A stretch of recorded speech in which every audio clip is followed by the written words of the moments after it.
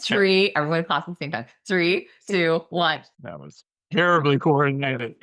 So good. Okay. Well, hello and welcome to a very special episode of Munching on Molecules. Lara and I are on beautiful PEI, Prince Edward Island, experiencing all the wonderful sights and sound of this food island. Yes, there's so many great things. We've been at Shellfish Festival. We've been to the Culinary Institute.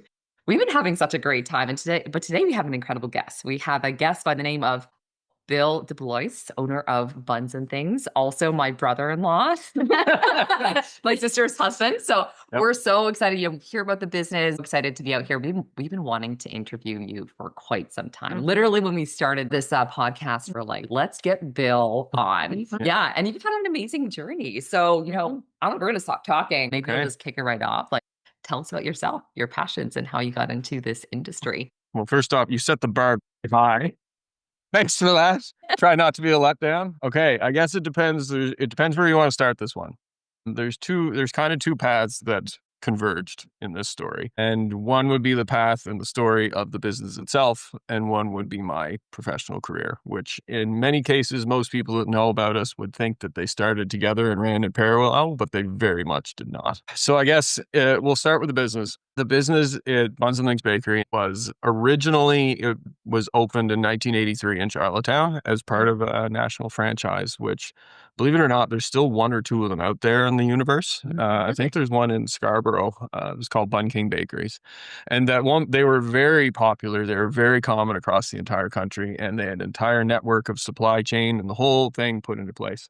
It opened in 83. Another parallel story to all this is my family background beyond that with my grandfather, my great-grandfather, and my father. So it was a weird sequence. Was actually in the wholesale food business going back to the early 1900s, a business called DeBlois Brothers. My dad worked there until 1986 when the business was actually bought out in whole by Sobeys and taken over. After about 18 months working for Sobeys, my father decided he didn't enjoy the corporate world and he wanted to get back into something a little bit more entrepreneurial and small business. And after shopping around, having never darkened the door of a bakery himself, he bought one. At the time, it was the one hub store with a few satellite stores, and very quickly realized that this is all going to come together. Trust me. Within a couple of years, they had realized that they had bought themselves a sinking ship. The business was struggling. It was going into some pretty dark times. They had to scale it back drastically. They went from about 30-ish, 35 employees between all the stores to 6. My father went from being the businessman that worked in the office to teaching himself how to bake, learning recipes off the back of bags. There was a really valuable asset, a guy named John Whiteley. He worked for ADM Flour Mill at the time, and he was like there at the time. This is pretty uncommon now, but at the time that most of the flour vendors all the mills would have had technicians in each region. John Whiteley had the Maritime region, so he helped my dad out a lot, taught him how to bake. My mom, who actually worked in the entertainment industry, she worked for at Confederation Center before myself and my sister came along. She was never meant to work at the bakery. That was Dad's business. All of a sudden, she's back and she's involved and she's working out front, and she became quality control, which led to some entertaining drives home, apparently. Dad, who was learning how to bake, and Mom, who's telling him is not good enough. But they worked through it all. It's incredible what they did to show just how at the time, I was 8, 9 years old. We've talked about it in subsequent years. We had no idea how bad things were. We really didn't. They did an amazing job of sheltering us from that and just letting us be kids. But apparently in summer of 1990, they went to a meeting with the bank, who told them in August they had enough money to run till October, and then they were shutting them down.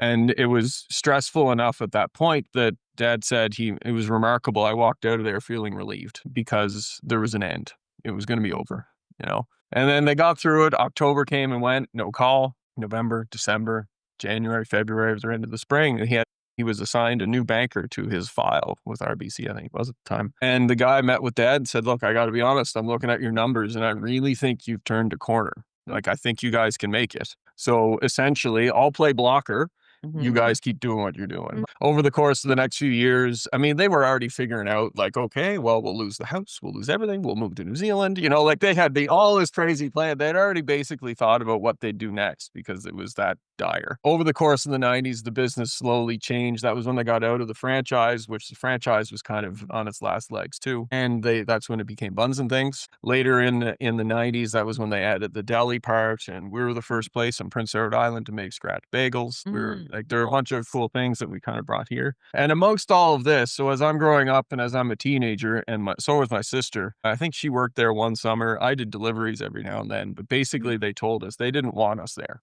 It was, which is very different from most family businesses. Usually it's like, okay, all hands on deck. We're dying here. You guys got to work. But it was very much the opposite. And I remember vividly my mother telling me, look, we're working 7 days a week, 12-hour days. There's an easier way to make a living. You guys go figure it out. Was basically what we were told. So my sister went off to post-secondary education, and she now works for Parks Canada and promotions, which is totally up her creative alley. I actually went off a hobby side of my world has always been automotive related and cars. And I went to college in 2000. This is where the two stories are very much not running together, but they will intersect shortly. I went to college in Barrie, Ontario, Georgian College, took a business administration automotive marketing course. The 3-year diploma course allowed me to use my credits towards fourth year in Sydney, Australia, where I could get my business degree. So in 2004, I spent the year in Australia, got my business degree, and came back. I passed, on paper. Had a great experience though. That was a lot of fun. And then when I came back, I spent a year doing I wasn't quite ready for a serious job. I had in retrospect, a really crazy opportunity presented to me, which I passed on. And I ended up doing a year traveling, doing this auto show around the United States, and just having fun. And when I got back, I started getting back into the automotive industry, and I got recruited back to corporate finance job with Mercedes-Benz by my boss from a co-op term years before, and that brought me back to Ontario. And I kind of grew a little bit tired of the industry because I was in an industry that I followed because it was about cars and it was fun and everything, but I ended up having absolutely nothing to do with cars.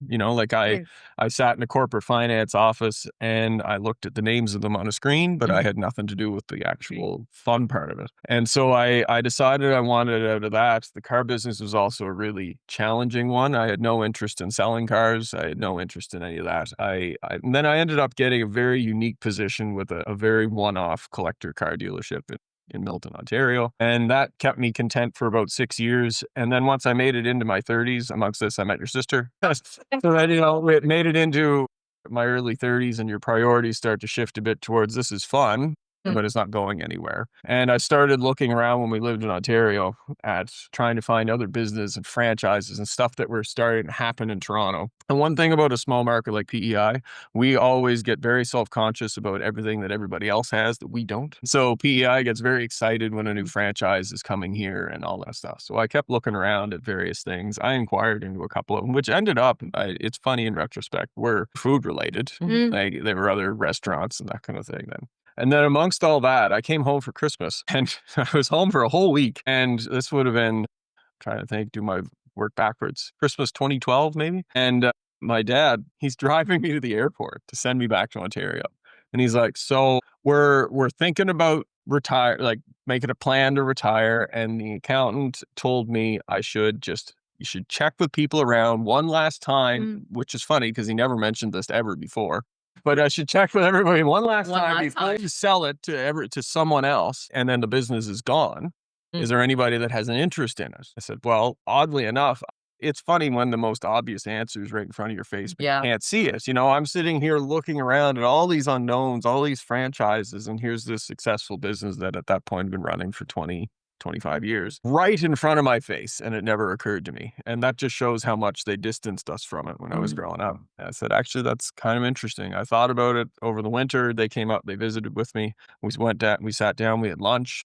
And then I had to go and talk to your sister, who at the time we weren't married, and talk to her about all of this. And if she was up for moving across the country, coming out to PEI, starting all over. An important part of the story to show the leap of faith that Michelle took with me on this whole thing is that she had invested at that point almost 8 years of her career to be a teacher in Southern Ontario. And she worked her tail off to do it. And it was funny because we were just having this conversation. We started would have been the fall semester in 2013, and she just got a permanent job. And her full-time status, finally, 8 hard years of crazy substituting all over.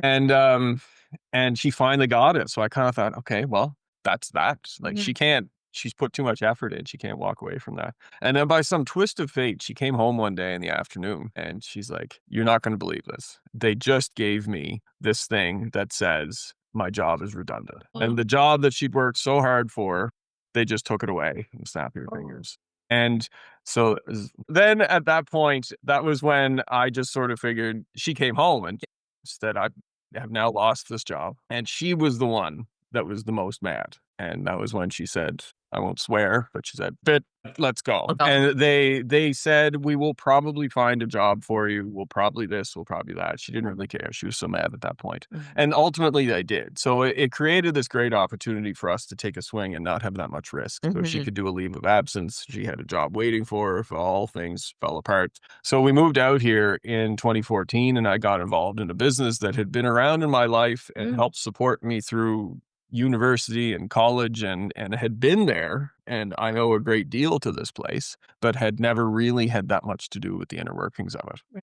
And so I hopped into a brand new industry, brand new business, brand new job, and it was crazy. So whenever the two paths finally converged and I came back, it was 2014. I was the type that was very heavily involved in my previous jobs. I worked 6-7 days a week. I felt like I was like, okay, I've never run my own business, but I know what this is going to be like. I have an idea. And that was when I quickly realized I had no clue in the world. There's a whole new level. When at that point, my parents were still involved, I kind of became like a general manager. And then I realized this is like a whole new level. But then after 2 years, I decided, yeah, I think this is what we're going to do. Michelle settled in, it was doing great here. And I was enjoying the challenge at the bakery and things were going pretty well. So I decided, yeah, we'll buy the business. Little did I know, there's another level. There's the ownership level. And from going from being like a general manager, you feel responsible for everything. There's another level, which I can't even, and I've struggled with this conversation many times, of quantifying what that leap is from being a general manager to an owner. And I can't write down on a page what those responsibility differences are because they're almost very small, like intangibles. But the level of pressure and stress that comes with it when you are definitively the final line is there's no way I can quantify it. But it's a massive step and it's the hardest one to describe. So when all of a sudden you go from, you're the general manager, you're hiring people, you're setting their salary, you're processing payroll and everything. But at the end of the day, now it is all me. And if you don't have money for payroll, then that's me. There's nobody else to point to. There's, if I can't make that payment to that vendor, if I can't do this, if it does not succeed, it's all me. And that was crazy. That was another eye opener. And that happened January 1st, 2017 is when I officially took ownership of the business. Wow. And then, just a global pandemic, crazy Just like recessions, a little bit of rapid inflation, few little fires around the world, shortage in wheat crop, it's just been a pretty smooth ride ever since. Yeah. So that's a very rapid version of how we ended up here. Those paths, non-linear paths, is what we're seeing. That's very consistent across a lot of the people that we've interviewed. You took us for a tour around Buns and Things the other day, but we saw a couple other businesses. What can you share for our listeners who aren't aware about Buns and Things from 2017 to now? Just how unique it is in an industry right now that it's almost disappeared around us, this industry of high volume scratch baking. It doesn't really exist anymore. And that's one of the challenges of our spot is that most bakeries, are more of an artisan style, do amazingly beautiful products, but your cost setup is going to be very different. Your equipment needs are going to be very different. We fall into this awkward range in the middle. Where we're not a massive commercial bakery making 10,000 loaves in a day. We're not an artisan bakery making 50. We're a higher volume scratch bakery making 500 to 800. Trying to find every solution we find is compromised in some way, where we're taking something that's designed for much more and dumbing it down to our level, or we're taking something that's designed to do half of what we need and adapting it to work for us. That's the craziest part. And I mean, at the time, for years, our biggest competitors had nothing to do with other local bakeries. It was always in-store bakeries. We always gauged ourselves against in-store bakeries. Like, you would have to price yourself slightly better and have a better product. That was the only way you could compete with them. The win-win. It had to be, because, I mean, as I say to the staff all the time, we're not selling anything that someone couldn't have bought with their groceries.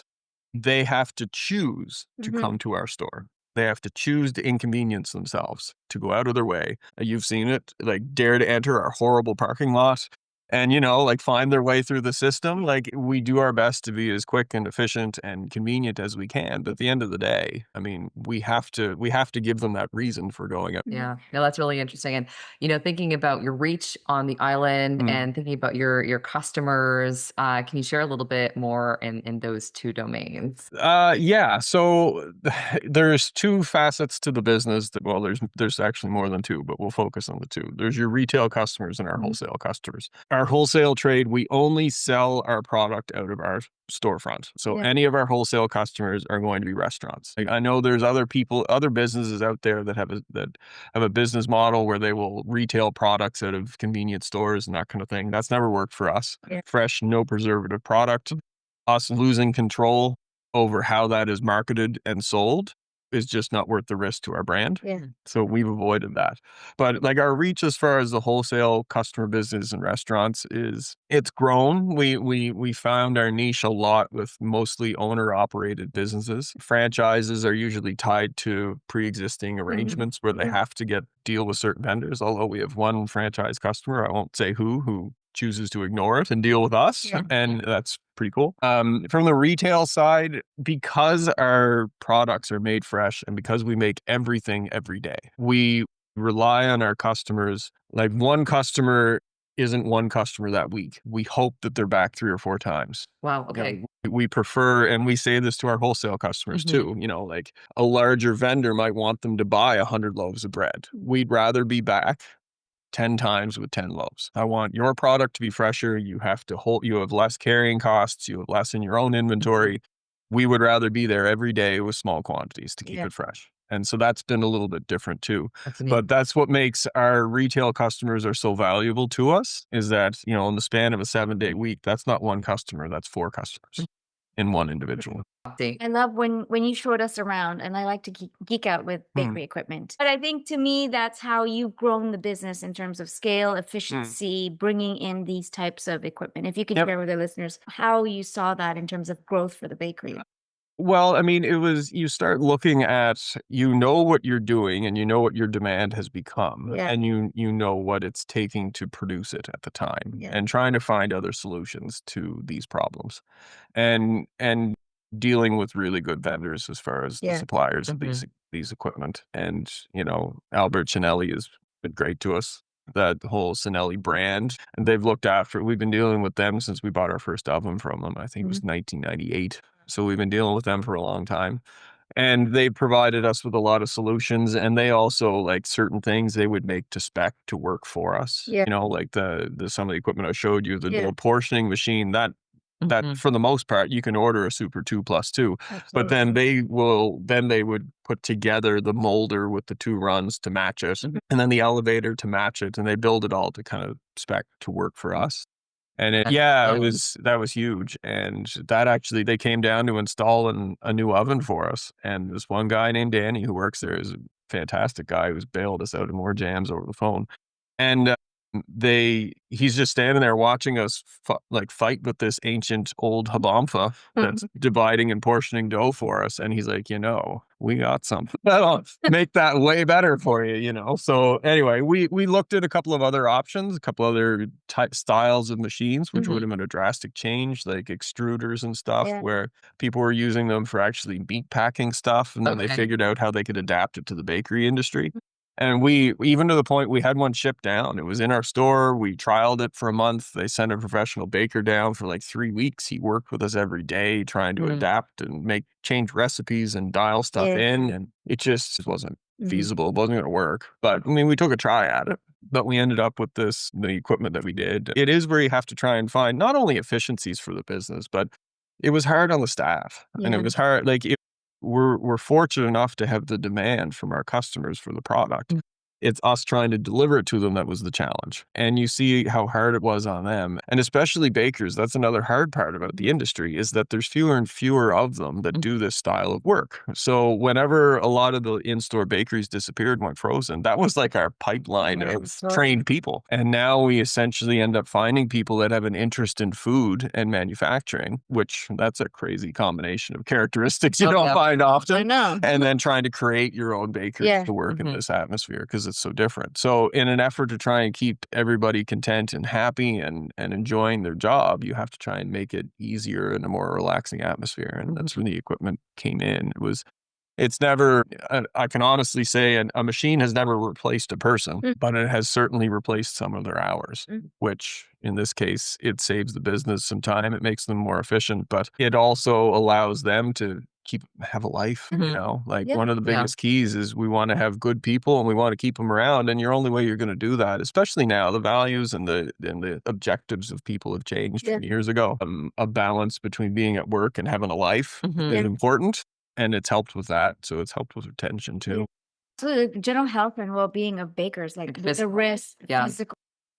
Yep. And even even some of the old machines that we had, I mean, you were laughing at the Kaiser machine, right? Which was a really cool machine. But if you actually, and we didn't actually stretch it out so you can see it with the outfeed. The outfeed belt is like 18 inches off the ground. It's like in the 70s, in the 70s when that thing was built, they weren't worried about ergonomics and people's backs, you know? And I mean, I'm 6'3". There isn't a machine on the planet that is designed for me. So you're always considering all these things. That's huge. The people and, coming out on, what was it, Saturday night, and just the camaraderie and the events that you have together. Yeah. That's right. You crashed our staff party. I crashed our staff party and trivia night, which is super fun. Like, what thinking about your experience from before and then pulling this into your bakery and working with people, like has your leadership style changed? Has it been modified? Like, how do you look at your leadership style? I don't know. It's everybody's going to have their own way of going about it. For sure. And you're going to learn certain things over the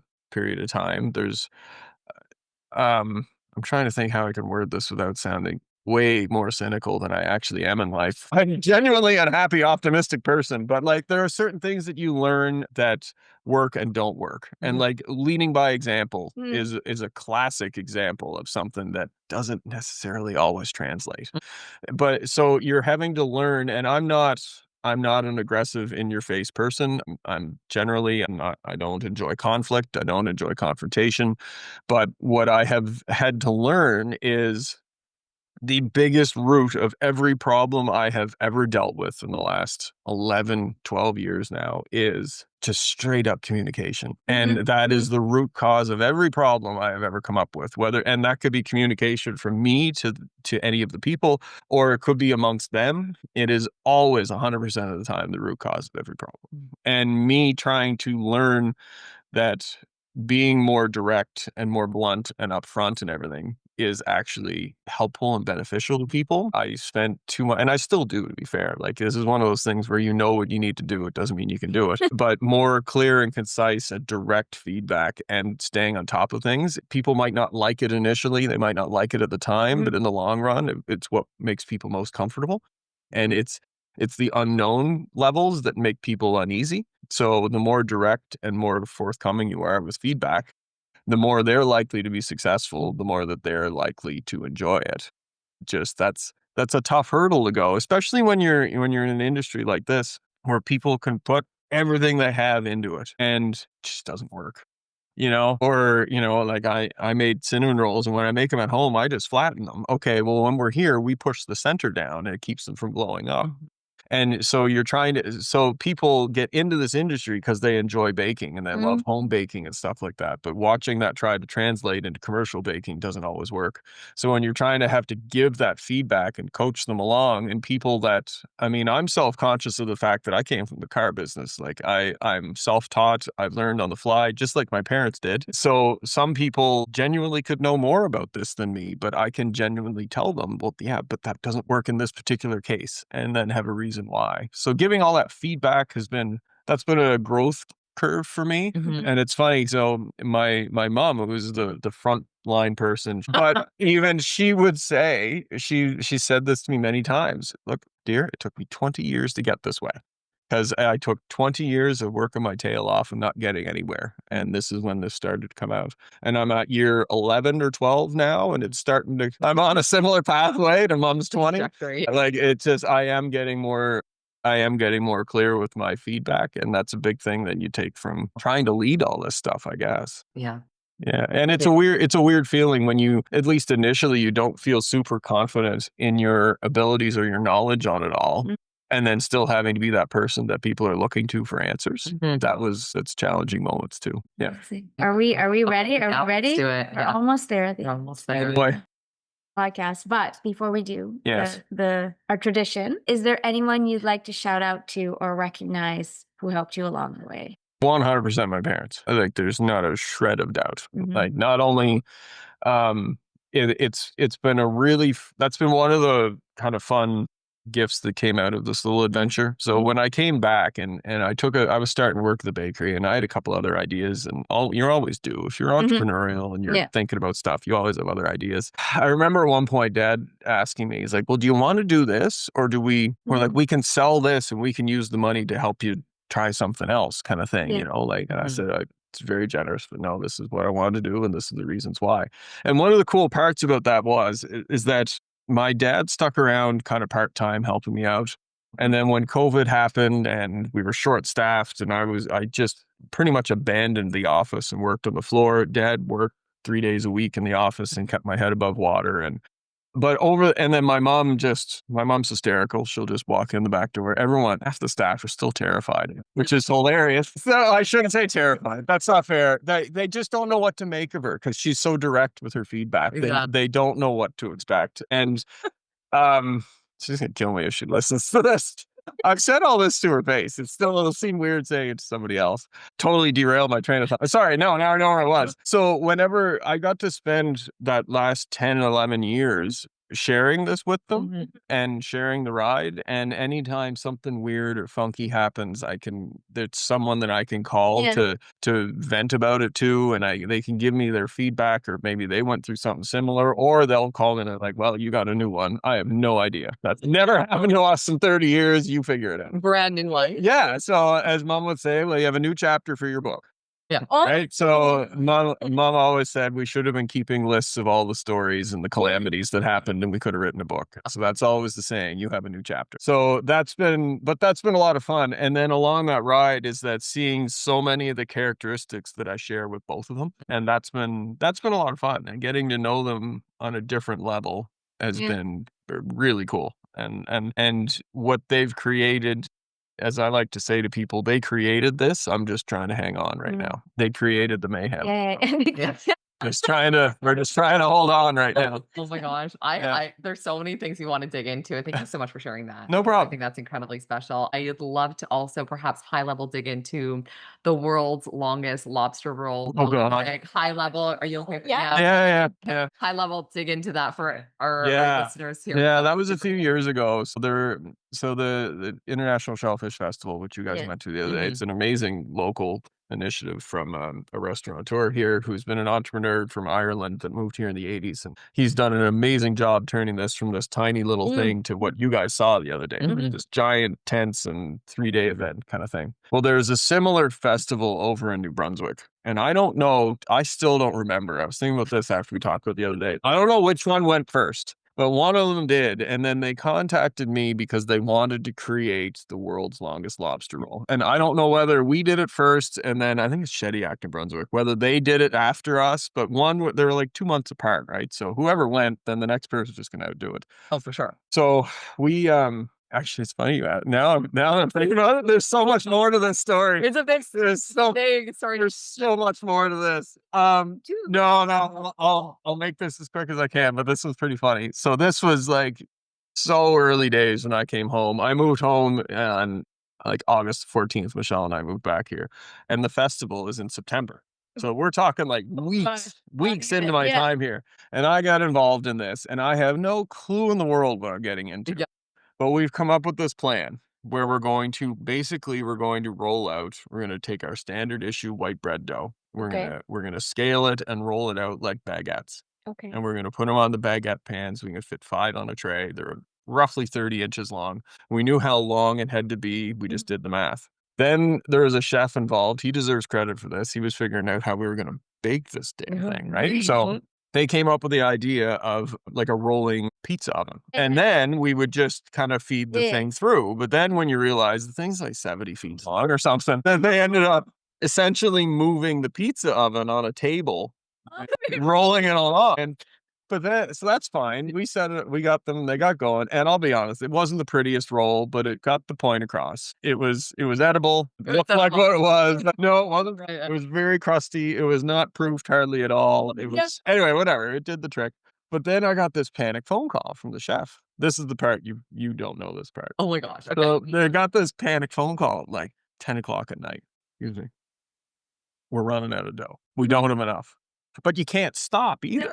Like you can't stop baking it and then connect it again. So it's being connected on the go. Yeah. So yes. So the oven's rolling down the table, and then they're taking another one and blending it together, and then the thing would roll over it. So they're running out of dough. So this is hysterical because not many people know this. This is great. So I go into the bakery at 10 o'clock at night. And again, I've been home for 3 weeks. Like 6 weeks earlier, I'm selling high-end collector cars. And here I am now standing in an empty bakery with a mixer and a bag of flour and trying to figure out what the hell I'm doing. So I go and I got the recipe right in front of me. I call my dad in a panic because I can't find one of the ingredients. So he said, there's 2 barrels, one's sugar, one's salt. I'm like, which one is it? So he helps me. So I'm all good. I got all that sorted out. But then where things really turned pear-shaped was when we have a water meter on the wall, which we don't measure jugs. We just, dial in. I need 8 liters of water. Yeah.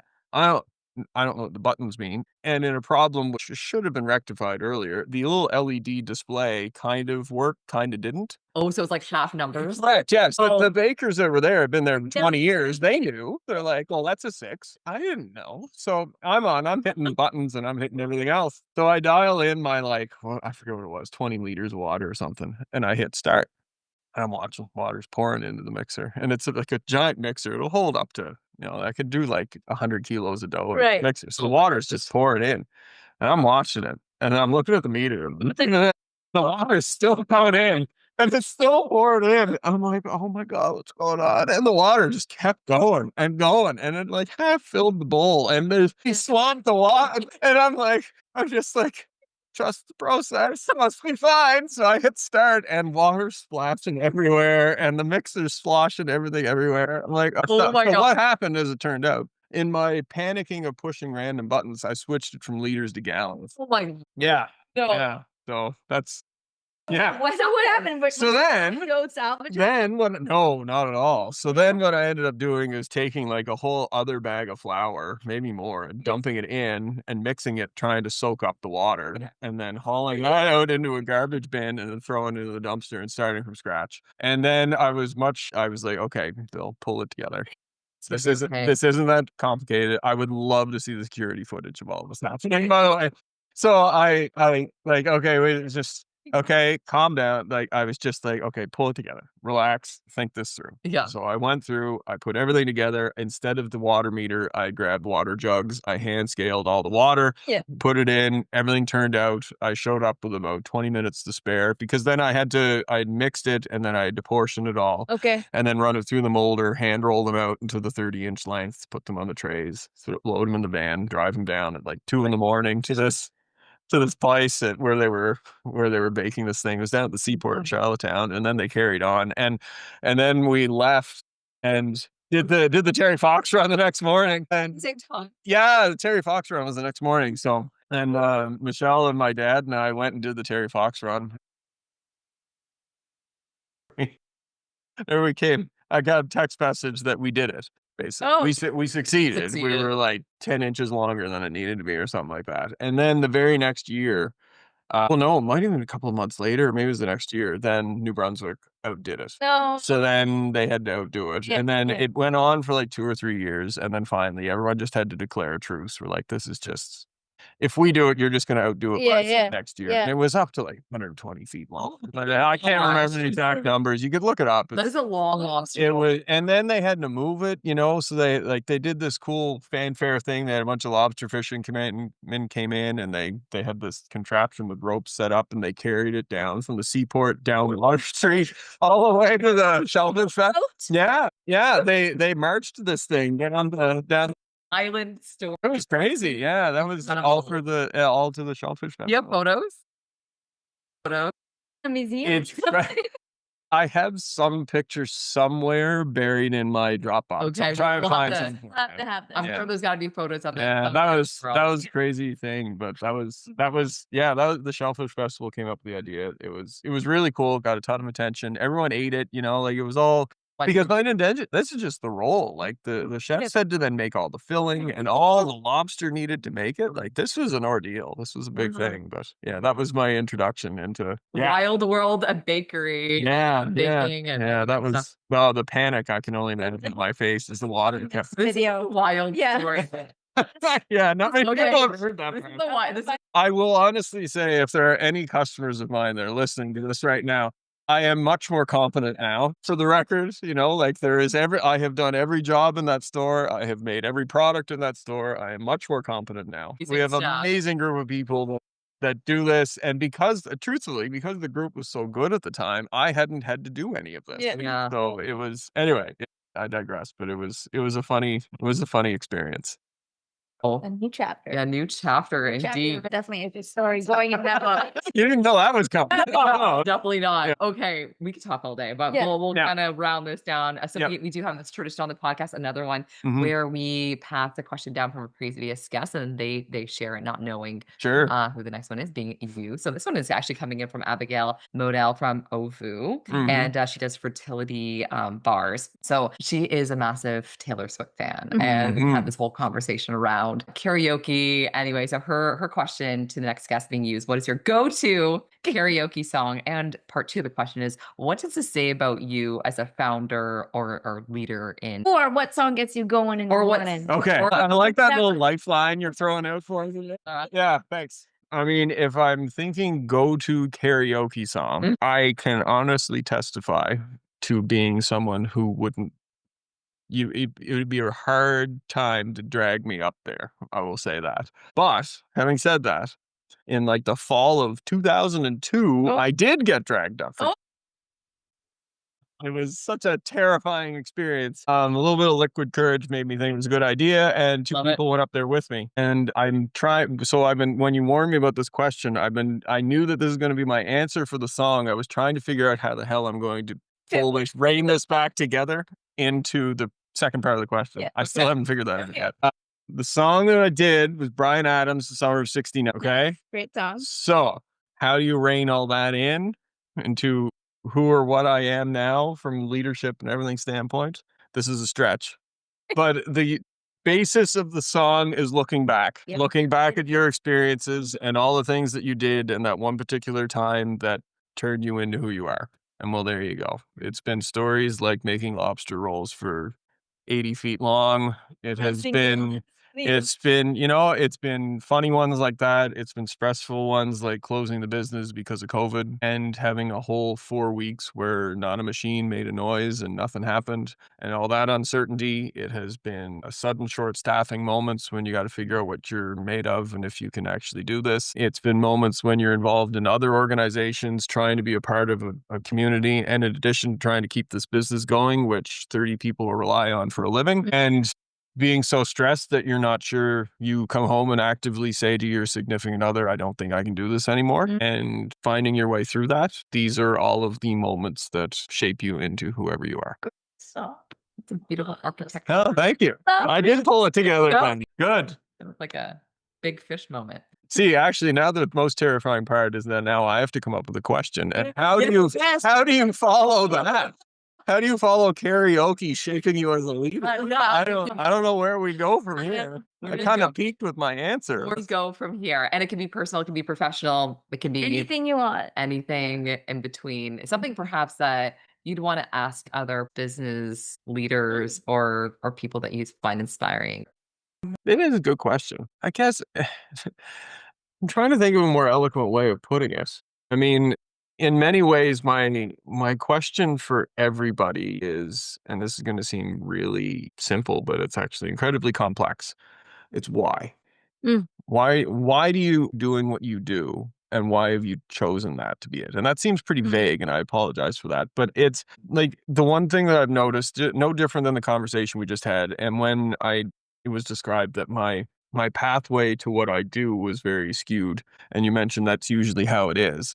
The part that I find interesting about people's paths is that you're right, they are always different from what you think. Very seldom is it a linear line. And whatever you set out to do, it's like I see people stressing about what they're going to go to school for and what they're going to do and choose what they're going to do for a living. Well, whatever you choose, the only thing I'll guarantee you is that it won't be that. The path is going to take you where it's going to take you. And like I saw this presentation from another like uber financially successful entrepreneur the other day. And I mean, he set out working at a manufacturing plant, and then he decided he wanted to be a doctor, and then he realized medical school sucked, but he was good with numbers, and somehow he ended up an accountant, and then he ended up an entrepreneur, and like the world just took off from there for him. So like you never know what you're going to do. So ultimately you end up landing on something. Why did you land where you did? And why did you not keep searching? Like it. Oh my God. Oh, Yep. Bill, thank you. thank you welcome. for this, for your time, for sharing your expertise, your journey, challenges, the highlights, everything in between. It's been a wonderful opportunity to connect, and thank you so much. I mean, it's kind of fun to think back to some of it. So it's been a Awesome. ride. Yep. Thank you.